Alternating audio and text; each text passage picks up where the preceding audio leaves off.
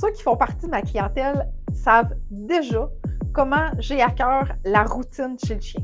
La routine, c'est sécurisant pour notre chien. La routine, ça fait plaisir à notre chien. Ce qui est prédictible fait plaisir à notre chien. Donc, je te parle aujourd'hui de la routine chez le chien, d'une structure le plus possible chez ton chien. Pourquoi? Parce que avoir une routine pour le chien, avoir une structure pour le chien, c'est sécurisant dans son quotidien. On va regarder ensemble comment faire une belle structure, comment faire une belle routine chez ton chien, comment créer ce sentiment-là de sécurité et d'apaisement chez ton chien.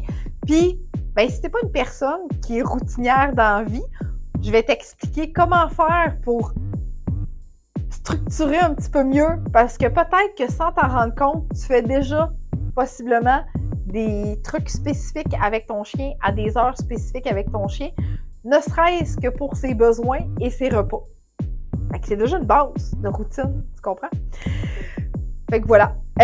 Dans mes capsules précédentes, dans mes vidéos précédentes, tu as probablement entendu que je donnais des exemples de routine dans mon guide des 8 étapes pour bien accueillir son chien. Pour te procurer ce guide-là gratuitement, tu te rends directement sur notre site internet au www.eureka.ca. /, il n'y a pas de barre oblique, je reviens, c'est dans l'onglet plus, excusez. Et dans l'onglet plus, il y a un endroit qui dit guide des 8 étapes pour bien accueillir son chien. Fait que là-dedans, il y a plein de merveilleuses choses, dont des exemples de routines à avoir avec ton chien. Alors, revenons-en à notre routine.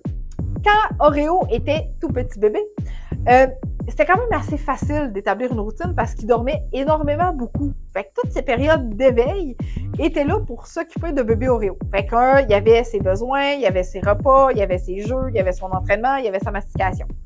Le reste du temps, il faisait dodo. Fait que c'était relativement facile, hein? Fait que vois-tu comment ta vie de chiot peut quand même être agrémentée de beaucoup de choses puis de structures pour sécuriser. Ce qui est important de retenir, c'est que plus tu vas être prédictible pour ton chien, plus la routine va s'installer, plus vite il va devenir calme dans son environnement. Plus tu es à gauche, à droite, en avant, en arrière, tu sais pas trop, ah merde, je pense que j'ai passé tout droit, j'ai oublié de le sortir après son repas, puis là il me fait pipi dans le salon, merde, comment ça qu'il est pas propre? Vois-tu comment ça peut être important, cette routine-là?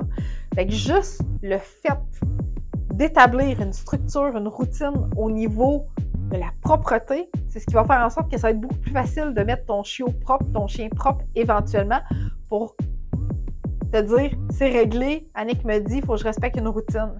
Fait que vite, ta routine de propreté, c'est au réveil, avant le dodo, après les repas, après la période de jeu, en période de stimulation, après avoir bu, etc., après une période d'entraînement. Fait que tous ces petits moments stratégiques-là, ton chien perd ton attention, tu l'as perdu 2 secondes, il est parti, tu sais pas où.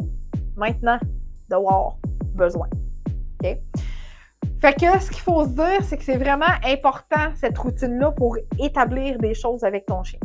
Plus il va vieillir, plus il va s'adapter normalement à ta routine. C'est-à-dire que tu vas te lever le matin, tu vas le sortir pour ses besoins, il va revenir à l'intérieur, tu vas faire ton café, tu vas lui servir son déjeuner, il va jouer un petit peu, il va mastiquer un petit peu, il va retourner faire dodo.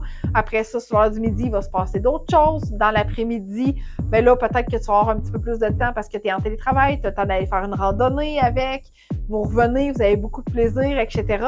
Donc, cette structure-là, cette routine-là, comme elle est sécurisante pour le chien, quand tu déroges, mettons, de cette routine-là, puis que là, on se retrouve le week-end, ça se peut que ton chien ne dorme pas la même quantité de dodo, de sommeil qu'il a la semaine quand tu travailles. Fait qu'il faut juste t'assurer de ne pas avoir un chien qui va être survolté le week-end parce que là, sa routine est un petit peu plus mélangée.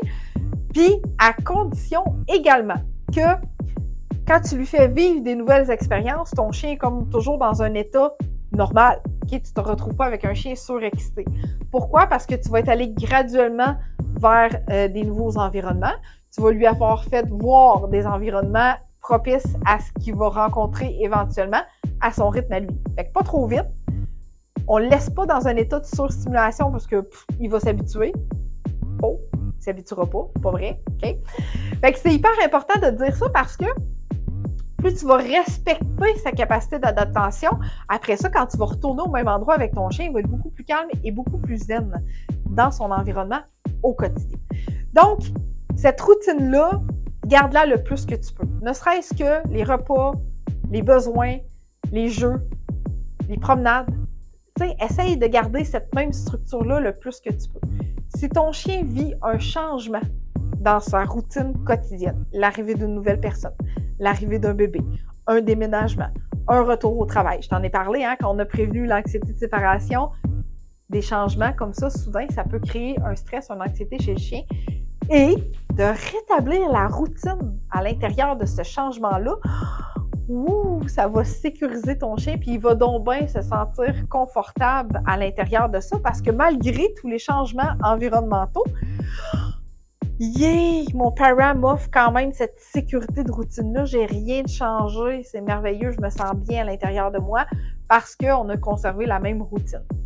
Éventuellement, tu pourras déroger un peu à gauche, à droite, parce que ta vie fait en sorte que, mais essaie de ne pas y aller trop vite, essaie de te mettre à la place de ton chien, puis de favoriser cette belle compréhension-là chez ton chien. Good, hein? Donc, pour te procurer notre guide gratuit directement sur notre site internet dans l'onglet « Plus guide des 8 étapes pour bien accueillir son chien », tu as besoin d'un support visuel pour l'entraînement, l'agenda, conserver tes exercices avec ton chien. Dans notre boutique, notre guide d'accompagnement et planificateur d'exercices que tu peux acheter directement dans notre boutique et ça fait par la même occasion un excellent cadeau. Fait que si tu souhaites nous ajouter dans ta liste de souhaits, partage cette vidéo pour lancer des messages subtils dans ton univers de réseaux sociaux en disant « Hey oh! Annick, elle a un super guide dans sa boutique. Je dis ça, je dis rien, mais j'aimerais ça l'avoir pour Noël. » OK? Fait que ça aide à nous faire connaître, ça aide à faire connaître des nouvelles méthodes d'éducation respectueuses par la même occasion. Et c'est un geste tout à fait gratuit de ta part. Fait qu'on se dit à demain, gang! Abonne-toi à la chaîne YouTube pour recevoir les notifications de notre prochaine vidéo mise en ligne. Bye!